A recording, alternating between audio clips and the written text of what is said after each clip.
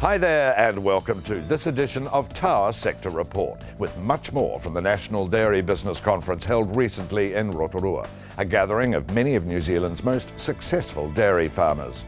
And time to learn about Simon Wallace from the Waikato, who heads up Leche Verde, operating in tropical Brazil. It's a highly lucrative business producing and selling fresh milk to a strong local market and makes great use of New Zealand genetics and farming practices.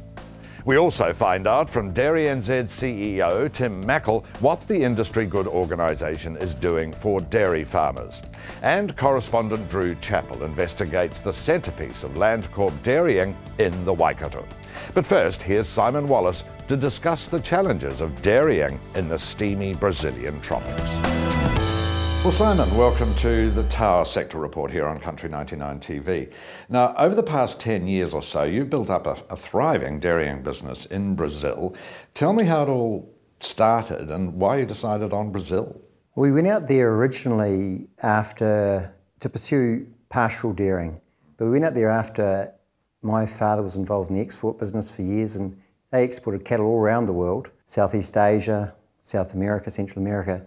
And he always thought Brazil had great potential. So from the late 90s, we took special interest in Brazil. And I ended up going out there 10 years ago, grabbed a car and did 150,000 kilometres on dirt roads to try and find the ideal place to produce milk from pasture, but in the tropics. And that's where we thought the key opportunity lay. Now, you've set up a dairying operation in the tropics, very different from New Zealand. How have you developed the tropical pasture for the cows? That must have been a major challenge. Sure, very challenging. Normally the tropical environment is extremely challenging because of particularly for temperate genetics, cows that are suited to our environment here in New Zealand. But what we did, we found a very special microclimate that allowed extraordinary tropical production at the pastoral level, but also allowed us to include our dairy cows, the great New Zealand dairy cow, which has been selected for pastoral systems for over 80 years. And so that microclimate is very special because it's hot during the day, but not too hot, and it's still comfortable for humans and cows because of the low humidity. Great soil temperatures, great daylight hours, 2,700 daylight hours. But still not stressful for the animals or the people. And so we basically cool down at night, the animal ruminates, produces milk.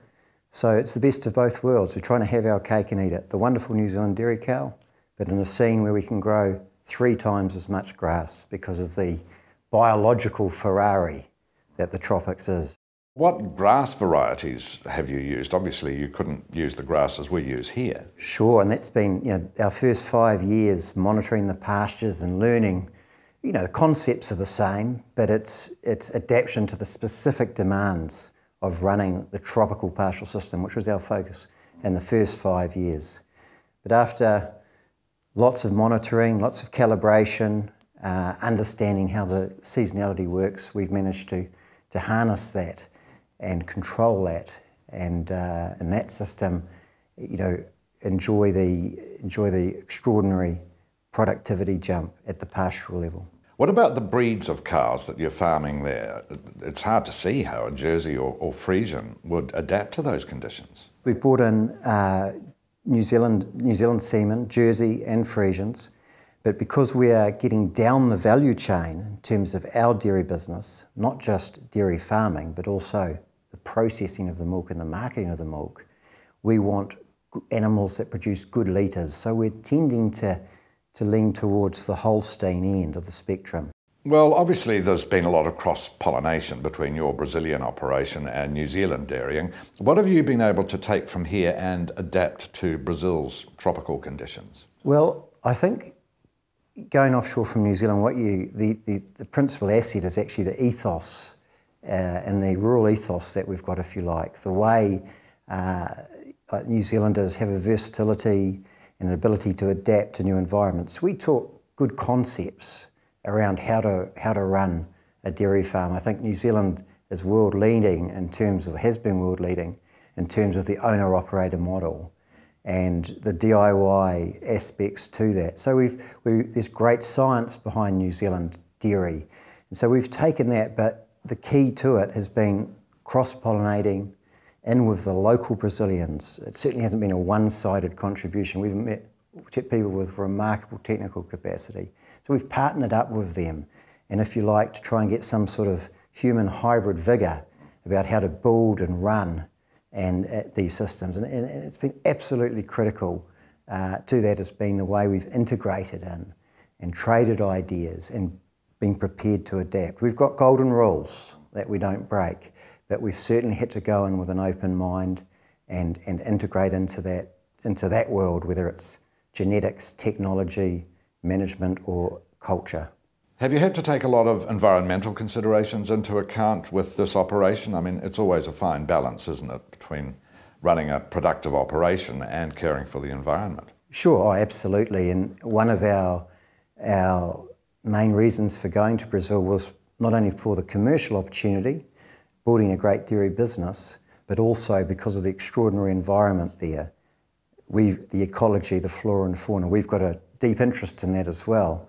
The business is commercially focused and unashamedly focused on profitability, but it's been very, very important to us how we fit it in ecologically, and we've involved from the start the Department of Conservation out there, and we run an ecological reserve and project as well as a dairy business. So that's the wonderful opportunity, if you like. We've been able to learn from the past in New Zealand, but roll out our concept out there with the Brazilians, but also in parallel have an ecological focus, which is very, very important to us. Is the local environment a challenge in terms of the wildlife? I mean, there must be a few creepy crawlies around. Oh, yeah. It's extraordinary, the ant life, the bug life. It's wonderful. Where we are is in a special savanna land. I mean, Brazil's an enormous country, 40 times the size of New Zealand. Where we are is in the savanna lands in the central area of Brazil, which is it's like an ecologically rich scrubland, a cerrado landscape. So it's although to the eye it's maybe not as spectacular as some other places, that headline, it certainly has a very, very important ecological richness. Can you tell me a bit about the Brazilian setup from a commercial point of view? Who are your investors and how much did it cost to set up Leche Verde? It costs a lot, not only money, time and effort. Our investment shareholders got a small and tight group of shareholders, young and old.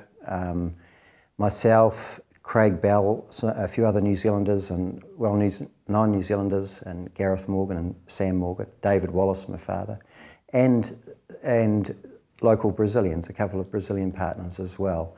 So we've been able to, if you like, create from the start a very robust governance and management structure with the experience and the enthusiasm of that group, and launch into Brazil. Now, what's the total area of land that you're farming and what's the size of the total herd?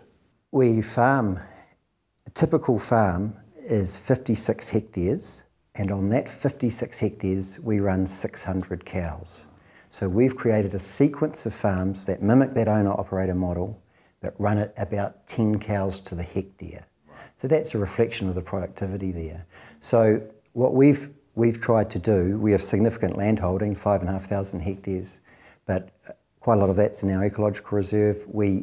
On the other areas, we concentrate on this type of farming unit. And our idea is to have them as autonomous, tightly run units with managers who we trust and believe in, and replicate that up, like the successful New Zealand dairy farm. You've got Kiwis working in the operation in Brazil, and I guess they'd all have to be Portuguese speaking, wouldn't they? Sure. I mean, I think even in our first year, all our meetings on the farm were in Portuguese, and that's been a key part of it. We're 50 in the team out there, and there's only 2 Kiwis on site, and we've adapted pretty well. And as I said earlier, that's a key part of it. But the 50 people aren't just involved with the farm there, John. That's also with the factory and our marketing arm as we get the product down the value chain into the extraordinary domestic market that Brazil is. Well, what happens with the milk that you actually produce? I mean, is it processed into other products or just sold locally as fresh milk? I understand there is quite strong local demand. Absolutely. Just around us in our state, which is about the size of France, there's 750 million litre milk deficit annually. So what we have concentrated on doing is being differentiated by putting white milk, high quality, 100% traceability back to the farm, using an enabling, very special piece of technology into a bottle that we also manufacture, and because of our location right inside a big market, with those differentiating factors, I've been able to benefit from the development of the factory and the marketing arm. Simon Wallace there with his insights into farming successfully in Brazil. We'll be back in a moment with a report from correspondent Drew Chappell on Landcorp's centrepiece operation in the Waikato, where the government-owned corporate farming business runs more than 2,000 cows.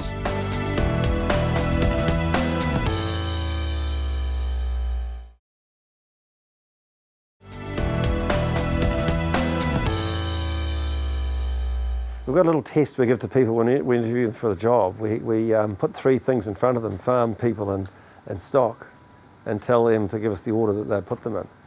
And generally we can judge a person by that. Priorities are tough things for most farmers. Around Landcorp's South Waikato property, Achilles though, there's no mistaking what's first and foremost: safety.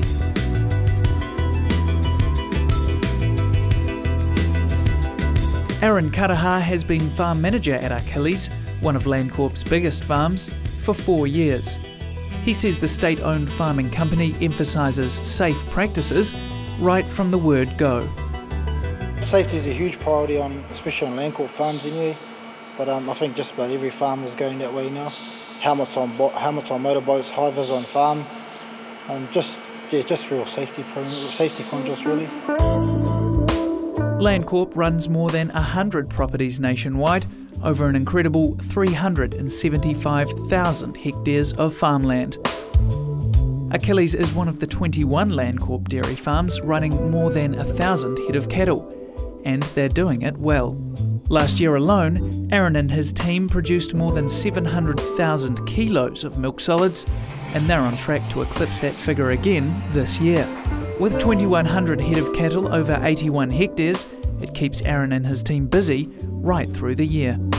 I run 8 full-time staff units, and then where we need to, we'll fill in with our casual staff, just to fill in the gaps. Over springtime, we'll have around about 15 staff. I'll have around about 15 staff around. We run a casual milkers, so milk harvesters in the shed, just about all year round, and they're all paid on an hourly rate. Alan Bullock is Landcorp's Lower Waikato Farm Business Manager, and he's as amazed as anyone at the numbers coming out of Achilles. Aaron and the team, assisted by state-of-the-art milk and cattle monitoring technology, are achieving levels of productivity and animal health seldom seen in the area.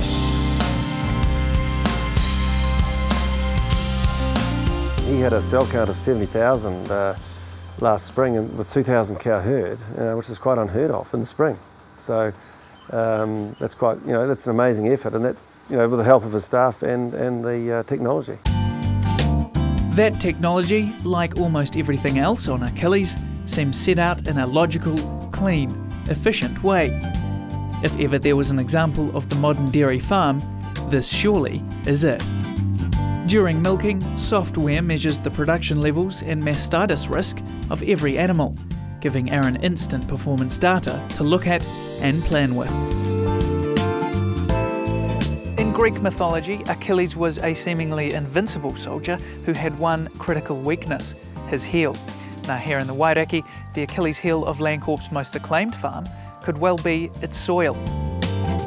As almost all of the pasture on the farm is converted forest land, it throws up its own challenges. Now, is this a good area for farming? I mean, it's productive land around here? It is and it isn't. It's straight out of forestry. It's got probably another 10 or 15 years to catch up with the rest of the Repara Valley. So we're dealing with raw pumice for a start.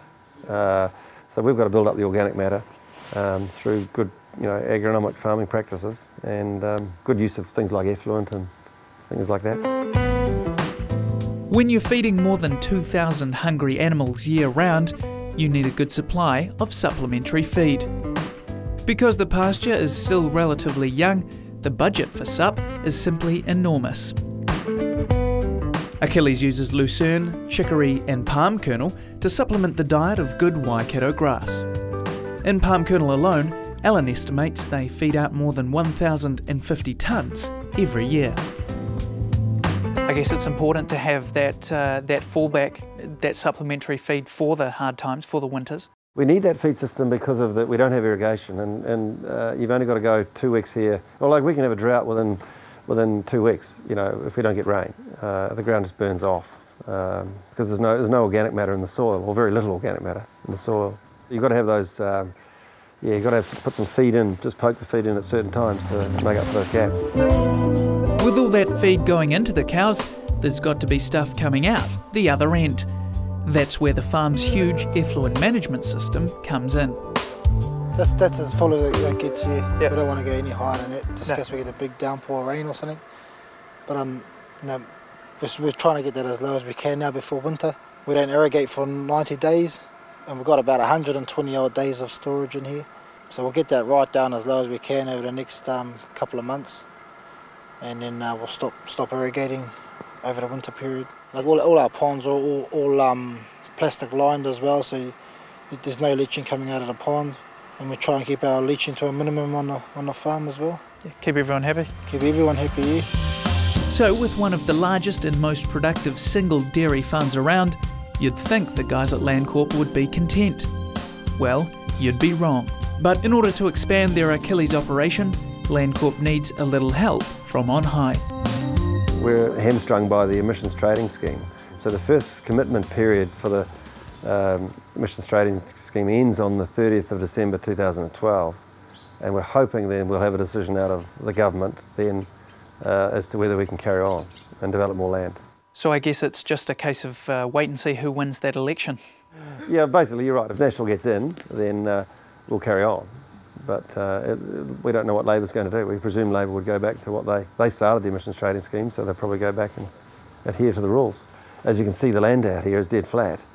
So this land should be producing dairy exports for this country rather than trees, which is obviously a lower value per hectare. But for now, Achilles will stay as it is, one of the biggest and best dairy farms in the country. And it's not a bad time to be milking either. So overall in this area, is there a sense of confidence? The talk is that I hear through Fonterra is that we could be at the top of the game, but it's going to be a rounded curve rather than a peak. So we might just get a couple of years around that $7 or $8 before it starts to go down again. So we've just got to make the most of it.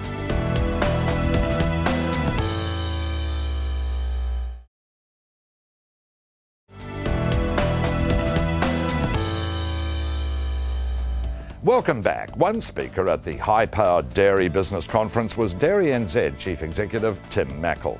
For him, it's a marvellous opportunity for some of dairying's heavy hitters to get together and swap notes, a great driver of change. Well, Tim, welcome back to Sector Report here on Country 99 TV. Let's begin with just a fairly global look at this conference. I mean, as an industry good organisation, what does Dairy NZ see as the benefits of a gathering of our big-time dairy players? Essentially, John, it really helps us to stay ahead of other producers, other competitors. It's really based on, I think, that collective spirit, cooperative spirit that's got our industry to where it is today. And it's about farmers getting together, hearing the latest from experts and hearing from other farmers, talking to each other. So it's really an amplifier, if you like, of stuff. I mean, they can go and get stuff off the web, they can read anything these days, but coming to a conference and actually discussing, debating ideas and engaging with people, I think really amplifies change and adoption, if you like, on the farm and in their businesses. So it's a great thing. Well, a very successful dairying entrepreneur who's got big investments in Chile spoke to the conference today, and he said to farmers if they want to follow suit and think about investing overseas, now is the time to do it. Would you agree with that? Oh, look, I'm sure there's a lot of opportunity there, but there's still a great amount of opportunity here in New Zealand as well for dairy farming. And as I said, the brand New Zealand is very strong with our customers, particularly in Asia at the moment, and we need to be able to take advantage of that to sheet home all those profits straight back to New Zealand. So I think we've got to look to see how we can build a much stronger base going forward and deal with the challenges, particularly around sustainability and getting better people on farms and near farm in the future. And that's why these conferences are so important. Now, you've stressed the need for research. How big a player is Dairy NZ in dairy industry research? Well, we play really an investment role and leadership role first and foremost. So as an industry good body, owned by 100% by all dairy farmers in New Zealand, there's a levy contribution, quite a significant one, and there's also work that we do directly ourselves. So in terms of investment, of the $55 million roughly sort of levy take that is coming in from farmers every year, just over 30 cents of that goes directly into R&D. You've got biosecurity with TB, and you've got people and so on, and adoption and that kind of thing as well in that mix. So a third of that goes directly into research. Now we would get at least $1 for dollar leverage out of the government for that money. Some of it goes out to the likes of AgResearch, and directly funds research there, the universities, Lincoln and Massey. But a good chunk of it also comes to the Dairy NZ Limited staff itself. That's the capability really that farmers decide they need to own. It's largely around farm systems research rather than fundamental stuff. So the research people inside Dairy NZ, their job really is to link in with other research that's going on elsewhere and bring that into a farming context so that it becomes usable in a package for farmers. Well, what would be some of the more important or high-profile R&D projects you've got underway?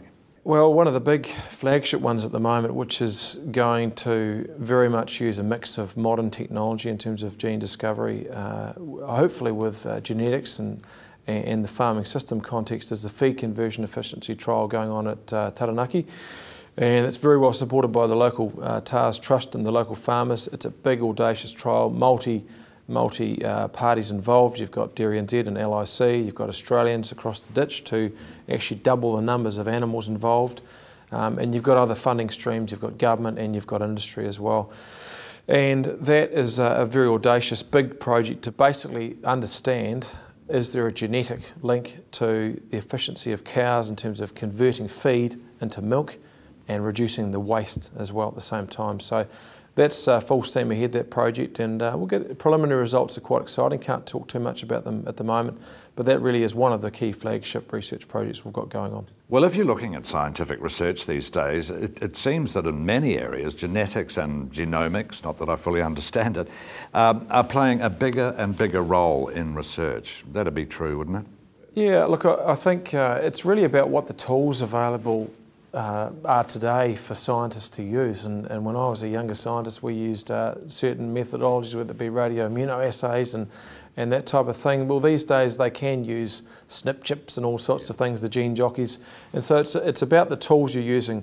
The problems still remain the same, and the challenges that we have, and cost is coming into it. I think in 1999 I read somewhere that it was about $3 billion US to sequence the human genome. 10 years later, about $1 million US, and I believe the race is on now to get it done in under 1,000 US. So it shows you that the scale of the cost reduction that's happened, and so the accessibility for us to be able to go in and understand more about what's happening in the plant and in the animals, to come up with new solutions is great.